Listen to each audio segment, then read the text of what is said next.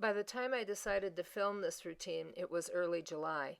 I had done it 1 to 3 times per day for about 4 weeks and then went away on vacation for 3 weeks. When I returned, I decided to film it. Much to my delight, the improvements in Jillie are easy to see in the video. I edited the footage as much as possible just to show the steps, not necessarily the process. The real-time video was about 8 or 9 minutes. In practice, I spend more or less time whenever needed. Everything you see me doing here is aimed at freeing up Jillie's shoulders and the base of her neck to allow her legs to rotate back toward a more normal position and restore function.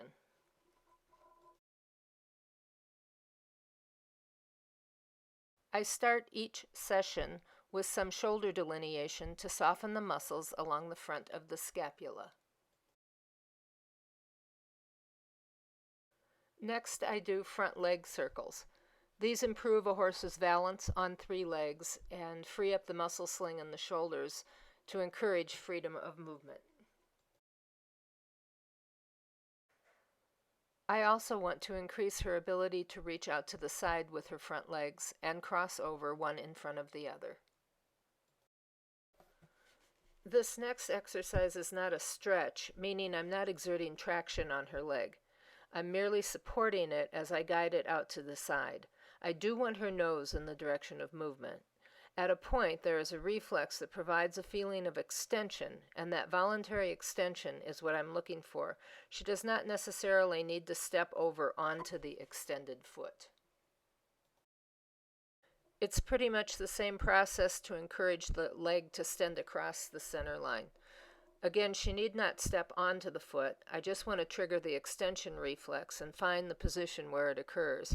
Here, in order to get it, I had to take the foot less far and lower to the ground. Of course, I am doing all of these exercises on both sides. As tight as Jillie's withers were, the wither rocking was uncomfortable for her from the beginning. You can see it still creates challenges for her. When she reacts as though the movement is difficult, it's necessary to back off and ask for less movement. Some days I can only imagine the movement. I encourage the seeking or telescoping response in her neck by applying pressure along the base of the neck with a gentle, slightly pulsing, massage-like action to trigger the response. She must relearn how to do this and replace the high-headed, bracing posture she has adopted.